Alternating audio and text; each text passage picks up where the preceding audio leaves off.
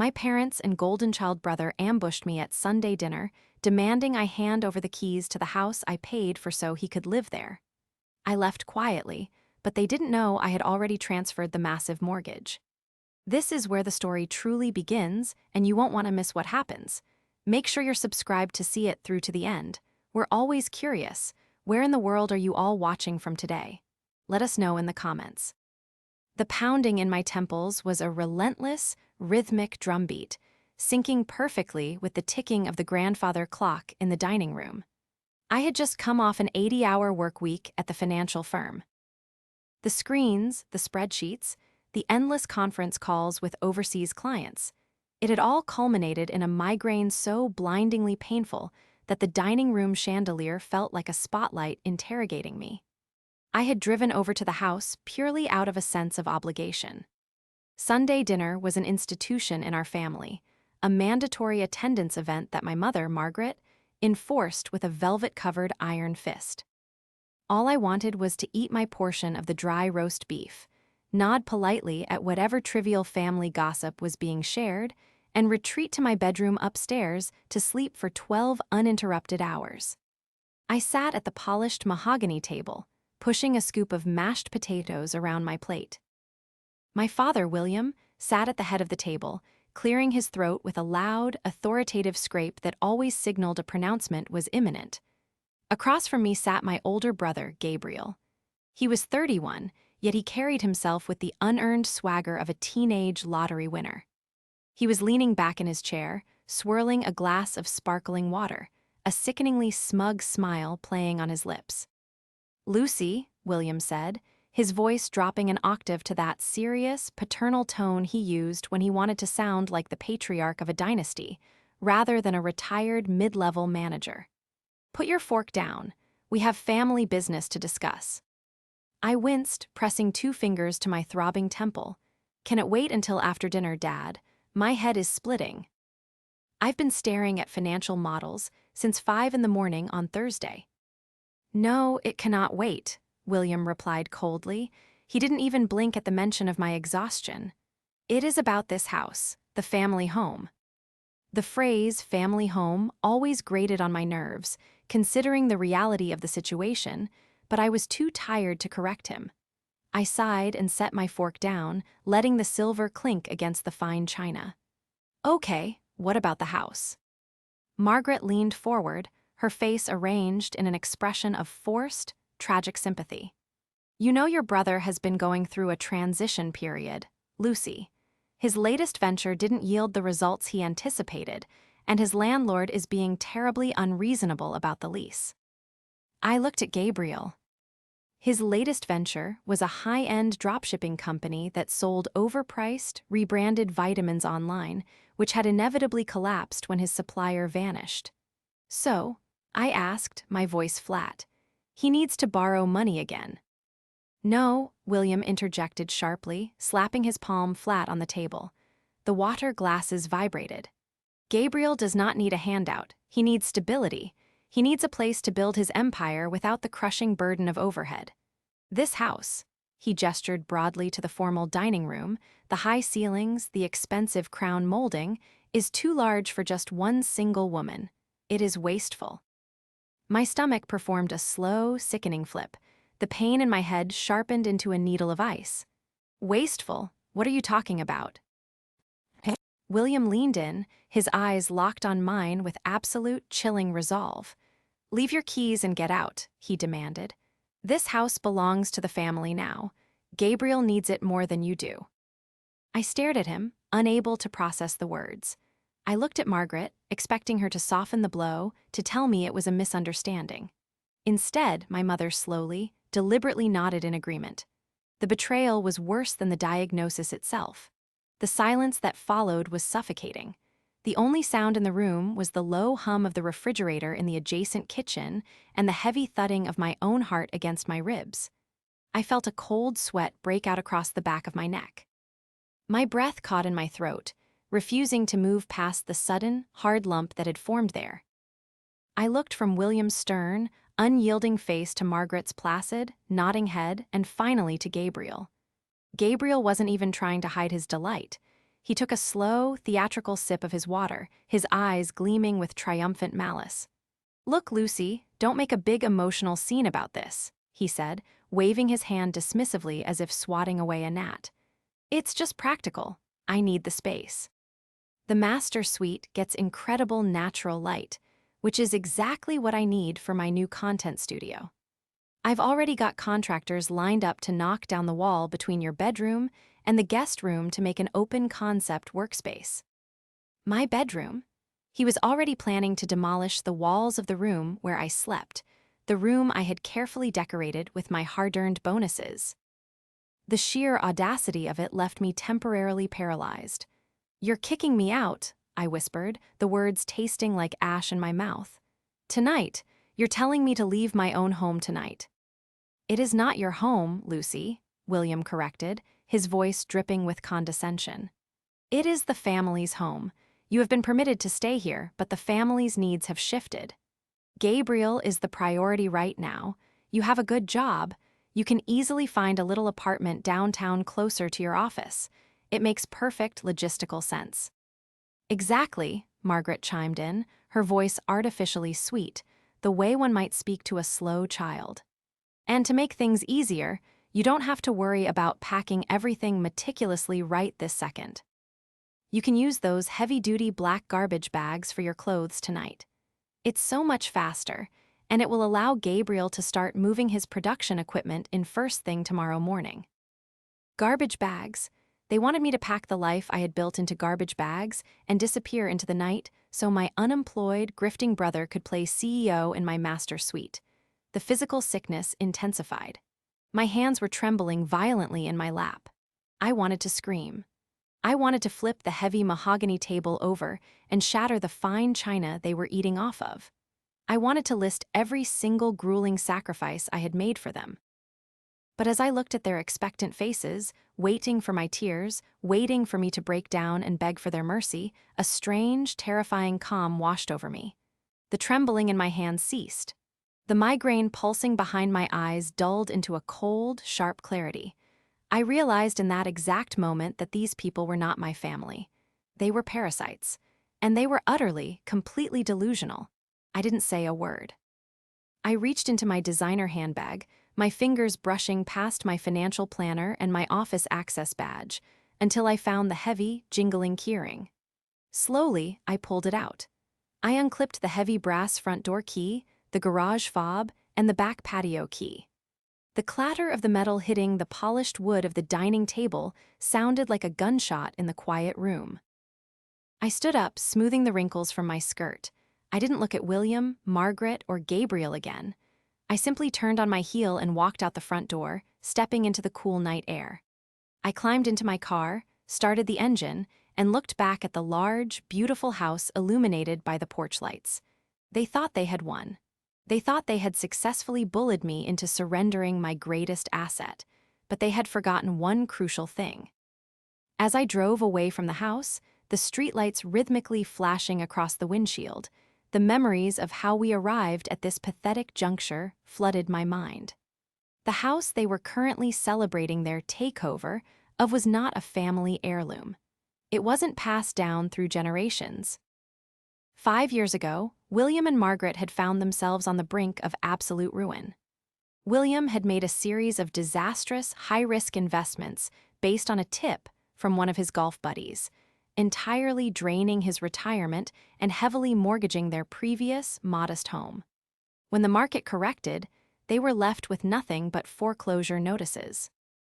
I was 29 at the time, freshly promoted to a mid-level analyst role, finally starting to see the financial rewards of my 80-hour weeks, the missed vacations, the sacrificed social life. When Margaret called me, sobbing hysterically about being thrown onto the street, I did what any dutiful, brainwashed daughter would do. I stepped in. Using my impeccable credit, a massive chunk of my savings for a down payment, and my substantial income, I purchased the beautiful, sprawling house in the suburbs. I moved them in, taking the master suite for myself to justify the immense financial burden I had taken on. I paid the staggering $780,000 mortgage entirely on my own, every single month, while they lived rent-free. buying groceries and maintaining the illusion of their comfortable, upper-middle-class lifestyle. And Gabriel? Gabriel did absolutely nothing. Gabriel was the quintessential golden child, entirely shielded from the consequences of his actions by our mother's relentless coddling and our father's delusion that his son was a dormant genius. Gabriel was handsome, I'll give him that, tall, with a perfectly manicured beard and an expensive haircut he maintained weekly. He dressed impeccably in tailored suits and designer streetwear, all financed by high-interest credit cards that our parents secretly helped him pay off. Professionally, Gabriel was a chameleon of failure. He was a life coach until he realized it required listening to other people's problems. He was a crypto investor until he lost $30,000 of our parents' remaining cash in a blatant pump-and-dump scheme. He was an app developer for 2 years, pitching a revolutionary social media platform that never made it past a heavily plagiarized wireframe design. He always had a pitch deck, he always used buzzwords like synergy and disruptive tech, and he always looked down on my career.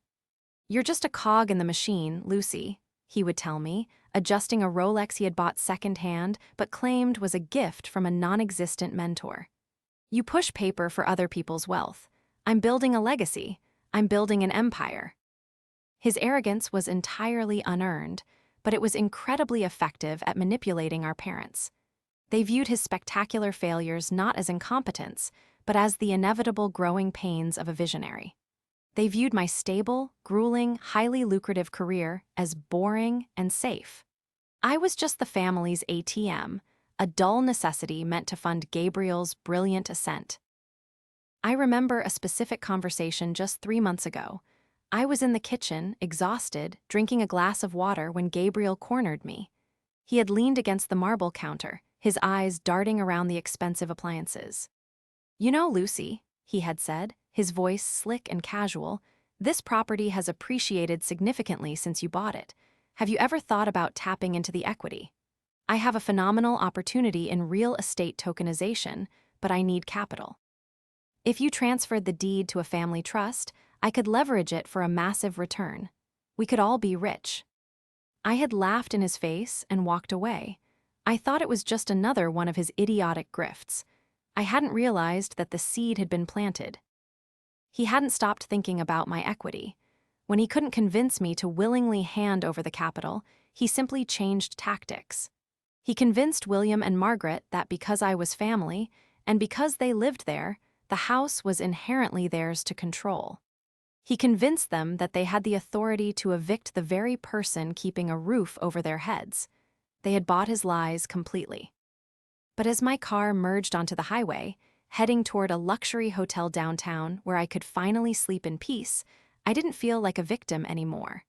I felt a cold, calculating thrill. Gabriel thought he was a mastermind. He thought his polished veneer and smooth talking had secured him a nearly $1 million asset. He had no idea what a real financial maneuver looked like. I woke up the next morning in a massive, king-sized bed at the Four Seasons downtown. The sheets were crisp, the room was perfectly silent, and the sheer, heavy blackout curtains blocked out the morning sun.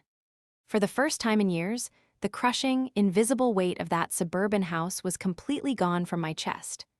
I ordered room service, a pot of black coffee and a plate of fresh fruit, and sat by the floor-to-ceiling window overlooking the city skyline. I opened my laptop, the screen illuminating my face with a cool, blue glow, and logged into my secure banking portal. There it was. A pending wire transfer for my full equity payout, sitting safely in my private accounts. My parents and Gabriel had been so blinded by their entitlement, so thoroughly convinced that my silence was submission, that they had entirely misread my behavior over the last month. As a financial analyst, I dealt with hostile takeovers and toxic asset offloading on a daily basis.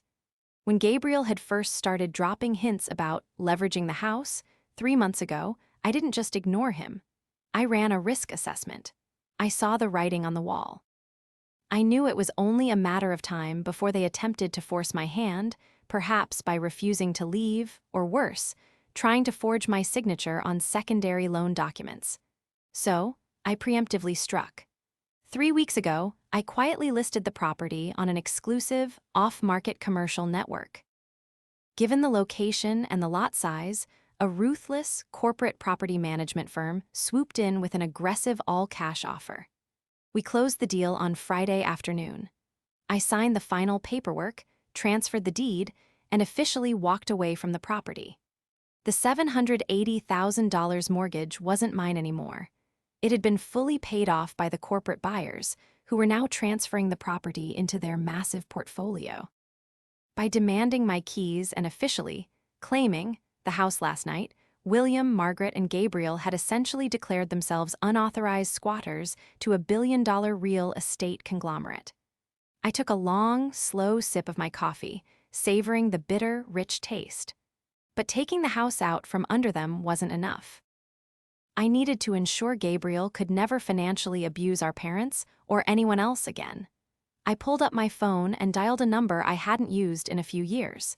It was a private investigator I sometimes contracted for corporate background checks, a former forensic accountant named David. "Lucy," David's gruff voice answered on the second ring. "It's early for you. Who are we looking into?" "Gabriel," I said flatly.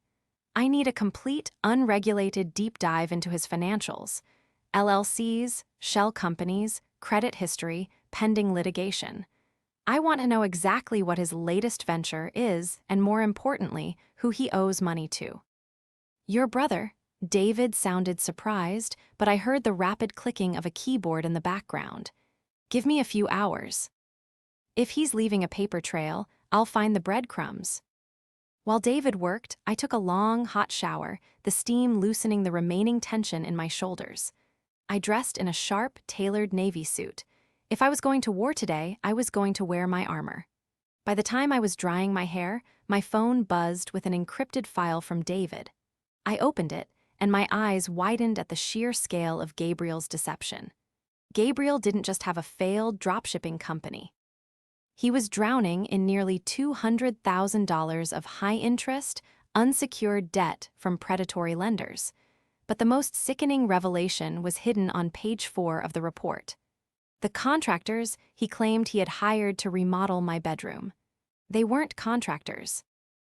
They were aggressive debt collectors who had tracked him down and were threatening to seize assets. He needed my house not to build a studio, but to secure a massive, fraudulent loan to pay off men who were ready to break his legs. And worse, David had uncovered 3 newly opened credit cards maxed out to the limit. The primary account holder, Margaret. He was bleeding our parents dry, right under their noses. At precisely 10:15 a.m., my cell phone began to vibrate violently on the glass desk of my hotel room. The caller ID flashed William's number. I let it ring 4 times, letting the suspense build, before finally swiping the screen and answering with a calm, perfectly modulated voice. "Hello, Dad." "Lucy, what in the absolute hell is going on?" William's voice didn't just boom, it cracked with a frantic, unhinged panic I had never heard from him before. In the background, I could hear Margaret crying hysterically. "I'm at work, Dad," I lied smoothly, staring out at the city. "Is there a problem with the keys? I left them on the dining table exactly as you asked." "The keys?" William screamed, the sound distorting the phone's speaker. "The mortgage company just called, and then 10 minutes later, 2 men in suits showed up at the front door. They handed me a formal eviction notice. They said they represent Vanguard Property Holdings and that we have 72 hours to vacate the premises or we will be removed by the sheriff." "Oh yes," I replied, feigning mild surprise. "I sold the house to Vanguard on Friday." The $780,000 mortgage was transferred and closed out this morning. "Since you so forcefully claimed the property last night, I assumed you were prepared to negotiate a new commercial lease with them. I believe their standard rate for that square footage is about $9,000 a month." "You sold it," William gasped, the air seemingly punched out of his lungs. "You sold the family home. You can't do that. Gabriel needs this house. He has contractors coming today." "Dad," I said, my voice dropping its polite veneer and turning sharp as a scalpel. "The house was solely in my name. You have no legal rights to it. And as for Gabriel's contractors, why don't you ask him what company they work for? There was a muffled scuffling sound on the other end of the line, and then Gabriel's voice came through, high-pitched and laced with pure venom. "You vindictive, selfish bitch." Gabriel spat. "You planned this. You set me up. I'm going to sue you for breach of verbal contract. I have witnesses. Mom and Dad heard you agree to leave the house to me." "I didn't agree to anything, Gabriel. I just left," I countered, leaning back in my chair. "And good luck finding a lawyer to take a fabricated verbal contract case against a multinational real estate firm. But let's talk about court, Gabriel. I'd love to see you under oath. I was reviewing some financial documents this morning. Tell me, how exactly are you planning to pay back the $200,000 you owe to Apex Lending? Are those the contractors you're expecting today, the repo men?" The silence on the other end of the line was absolute. It was the heavy, breathless silence of a con artist who has just been cornered under a spotlight. What is she talking about, Gabriel?" I heard William ask in the background, his authoritative tone entirely replaced by wavering confusion. "She's lying. She's making things up because she's jealous." Gabriel shouted, but his voice shook violently. "Don't listen to her, Dad. Hang up the phone." "I also found 3 new platinum credit cards," I continued, speaking clearly so William could hear every single syllable. "Opened in the last 60 days. Total balance of $45,000. The name on the cards is Margaret, but the shipping address for all the purchases goes to Gabriel's private P.O. box. Has Mom been buying high-end recording equipment and designer sneakers lately, Gabriel? Or did you commit identity fraud against your own mother?" "Shut up, shut up." Gabriel screamed, but the line suddenly went dead. He had hung up. I placed my phone face down on the desk. The trap hadn't just snapped shut, it had shattered his entire facade. The rest of the day was a chaotic blur of desperate, escalating tactics from Gabriel. He texted me furiously, a bipolar barrage of messages that swung wildly from vicious, profane threats of physical violence to pathetic, groveling apologies begging me to call off Vanguard. He promised he would pay me back, he promised he would get a real job, he claimed I was destroying the family. I didn't reply to a single one. I simply took screenshots and forwarded them to my lawyer to build an ironclad case for a restraining order. At 3:00 p.m., my father called again. This time, I could hear the exhaustion in his voice. He sounded like an old, broken man. "Lucy," William whispered, "please, you have to stop this." Vanguard sent a property manager to inspect the exterior. They're changing the locks on the garage. Gabriel is out of his mind. He says you fabricated those credit card documents to frame him. "Dad, I didn't fabricate anything," I said softly, though my resolve remained entirely hardened. "Are you really still defending him, after everything?" "He's your brother," William pleaded, grasping at the last shreds of his delusion. He's under a lot of pressure. He made some mistakes, but he's trying to build something. If you show these documents to anyone, you'll ruin his life. He could go to jail for the credit cards." "He ruined his own life, Dad, and he's trying to take you and Mom down with him, again." I took a deep breath, preparing to deliver the final, undeniable blow. "I want you to meet me, just you and Mom, no Gabriel. Come to the private room at the Capitol Grill downtown at 7 o'clock tonight. I will bring the physical proof. I will show you exactly what your son has been doing. But if you bring him, I will walk out and you will never see me again." William hesitated for a long, agonizing moment. The loyalty to his golden child was a deeply ingrained disease, fighting against the undeniable reality crashing down around him. "Okay," he finally conceded, his voice barely a rasp. "Just us, we'll be there." I spent the next 3 hours compiling the ultimate dossier. David, the pie, had outdone himself. He didn't just have the credit card statements, he had security camera footage from the bank showing Gabriel cashing fraudulent checks drawn from William's meager pension account. He had the loan origination documents bearing forged signatures. It was a mountain of irrefutable, undeniable fraud. I printed everything on heavy, premium paper. I organized it into 2 thick, leather-bound folders. I wanted the evidence to feel substantial, heavy, impossible to ignore. Gabriel had spent his entire life manipulating our parents with smoke, mirrors, and empty promises. I was going to dismantle him with cold, hard, documented facts. As I packed the folders into my briefcase, I felt a twinge of sadness. Not for Gabriel, but for the parents I was about to break. They had been terrible to me, they had enabled a monster, but the sheer devastation of realizing your favorite child is a criminal parasite is a pain I wouldn't wish on anyone. Still, they needed to see the truth. They needed to understand exactly who they had chosen to prioritize over me. I arrived at the restaurant early, secured the private dining room, and ordered a glass of expensive Cabernet.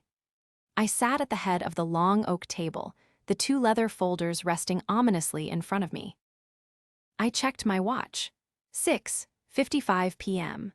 The final confrontation was about to begin, and Gabriel's house of cards was about to be utterly annihilated.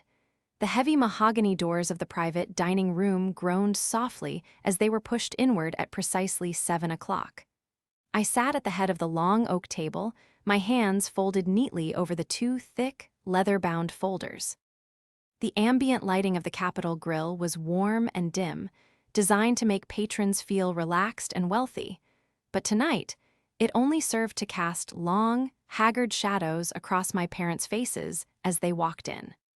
William and Margaret looked as though they had aged a decade in a single 24-hour period. My father, usually so fastidious about his appearance, was wearing a wrinkled button-down shirt that was misaligned by one button at the collar.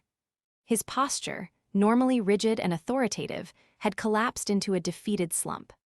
Margaret was clutching her handbag to her chest like a physical shield, her eyes darting nervously around the opulent room, terrified of what was about to happen. "Sit down," I said, my voice calm, projecting across the quiet room. They hesitated, hovering near the doorway as if waiting for permission to enter their own lives. Slowly, they pulled out the heavy leather chairs opposite me and sat. The waiter appeared immediately, pouring sparkling water into their crystal glasses with practiced invisibility before bowing out and firmly shutting the mahogany doors behind him. "Lucy, please," Margaret started, her voice trembling so violently that the water in her glass vibrated. "This whole situation is a terrible misunderstanding. Gabriel is outside in the car. He wants to come in and apologize for losing his temper on the phone.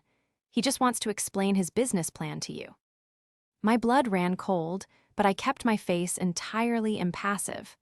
"I told you explicitly, Mom. If Gabriel is here, this meeting is over." Before she could respond, the heavy doors violently burst open, crashing loudly against the wooden doorstops. Several patrons in the main dining area turned their heads in alarm. Gabriel stood in the doorway, breathing heavily, his eyes wide and frantic. He looked nothing like the polished, arrogant entrepreneur from Sunday dinner. His designer jacket was stained, his hair was disheveled, and a frantic, animalistic panic radiated from him. "You're not doing this," Gabriel shouted, stepping into the room and pointing a trembling finger at me. "You're not going to sit here and poison them against me.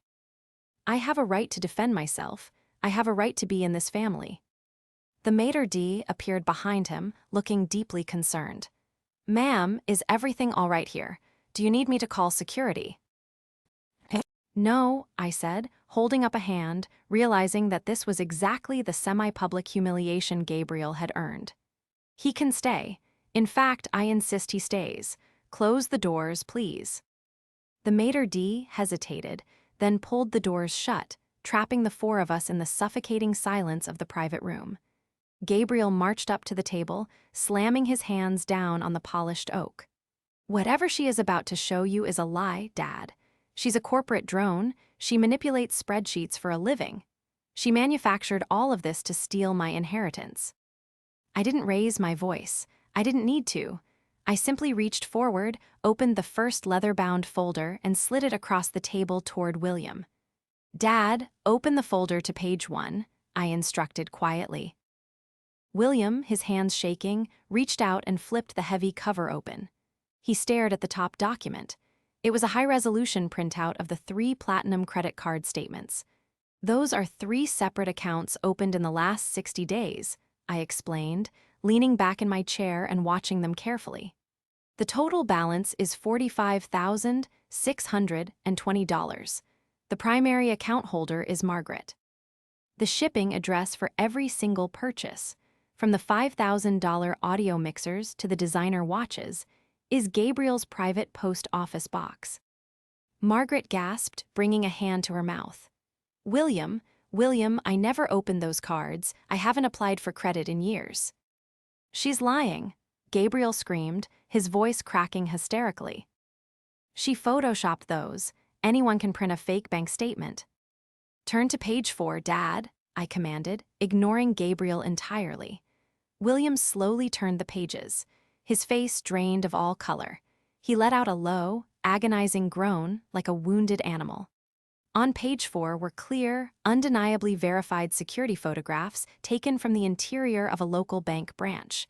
The photographs showed Gabriel standing at the teller counter. That is Gabriel, cashing 3 separate checks drawn directly from your remaining pension account over the last 2 months, I said, my voice steady, delivering the facts like a prosecutor laying out a murder timeline. The total amount stolen from your retirement is $18,000. He forged your signature, Dad. The forensic analyst's report verifying the forgery is on page 5. You took my pension, William whispered, finally looking up from the documents to stare at his golden child. The absolute devastation in my father's eyes was profound. The illusion he had fiercely protected for 31 years was shattering in real time. Gabriel, I trusted you with my account information so you could help me set up the online portal. It was an investment, Dad. Gabriel cried out, stepping back from the table, his hands raised defensively. You don't understand the market. I needed liquidity. I was going to pay it back with 30% interest by the end of the quarter. You would have been thanking me. You weren't investing anything, Gabriel, I interjected, sliding the second leather folder toward my mother. Mom, open that to the first tab. Read the names of the individuals he owes money to. Margaret, sobbing openly now, opened the folder. She blinked through her tears, trying to focus on the terrifying legal documents. Apex Lending, Ironclad Capital. Who are these people, Lucy? They are aggressive, unregulated lenders. Loan sharks, Mom. Gabriel is nearly $200,000 in unsecured debt. The contractors, he said, were coming to the house today. They were debt collectors coming to seize assets. He needed the house because he promised them collateral he didn't own. He was going to let them take your home. No. Gabriel shrieked, slamming his fist into the wall. I had a plan. I just needed a few more weeks. You ruined everything, Lucy. You sold the house out from under us to spite me. I sold the house to protect myself from you, I corrected firmly, standing up from my chair to meet his manic energy. Because I knew the moment you ran out of Mom and Dad's money, you would come for my equity. And I was right. William slowly stood up.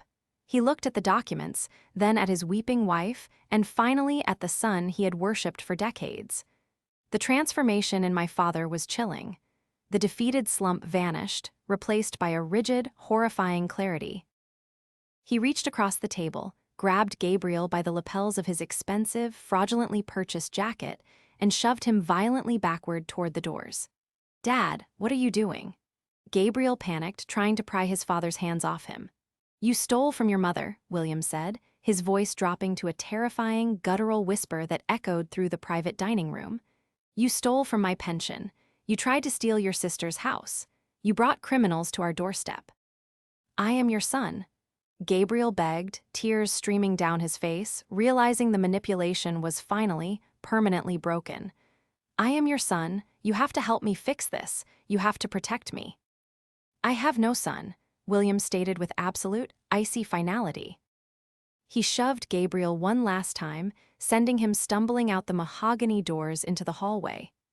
Do not come back to whatever apartment we end up in. Do not call your mother. If I ever see you again, I will personally hand these documents to the police. William slammed the heavy mahogany doors shut, locking Gabriel out. The click of the lock echoed like a judge's gavel. William turned around, walked back to the table, and collapsed into his chair, burying his face in his trembling hands. The spell was completely broken. The weeks that followed the confrontation at the Capitol Grill were a blur of grueling reality and necessary healing. Gabriel's downfall was as swift as it was absolute. Without the protective shield of my parents' enabling behavior or the financial sanctuary of the house, his web of lies collapsed entirely. Within 3 days, the predatory lenders he had attempted to defraud caught up to him. He was forced to declare immediate, catastrophic bankruptcy. Furthermore, because Vanguard Property Holdings had legally assumed ownership of the estate, Gabriel's attempt to stall the eviction resulted in the local sheriff's department physically removing him from the property, a humiliating spectacle that his creditors eagerly witnessed from the street.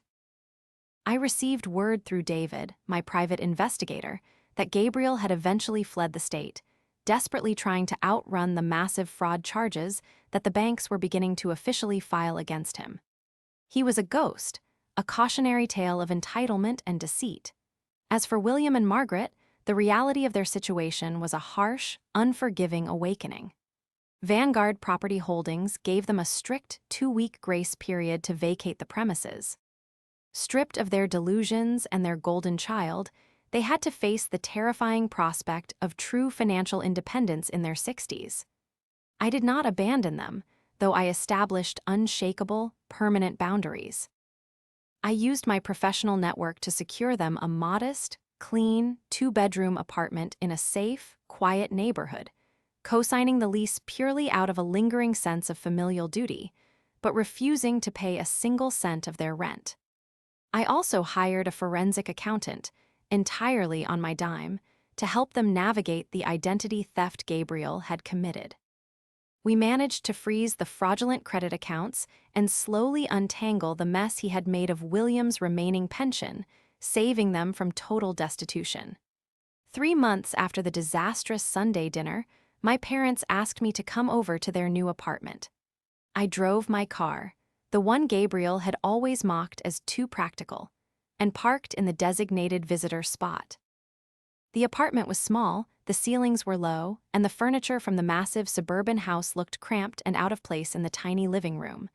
William and Margaret sat on the sofa, looking incredibly humbled. The arrogance that had defined their parenting for my entire life had completely evaporated. "Lucy," William began, his voice rough with emotion. He couldn't meet my eyes at first. He stared at his hands, which were resting nervously on his knees. "We asked you here today because we owe you the deepest, most profound apology a parent can give a child." Margaret reached out, her eyes swimming with tears, and gently placed her hand over mine. "We were so blind, my sweet girl. We were so completely, foolishly blind. We poured everything into Gabriel, and we expected you to just carry the weight. We treated you like an employee, not a daughter.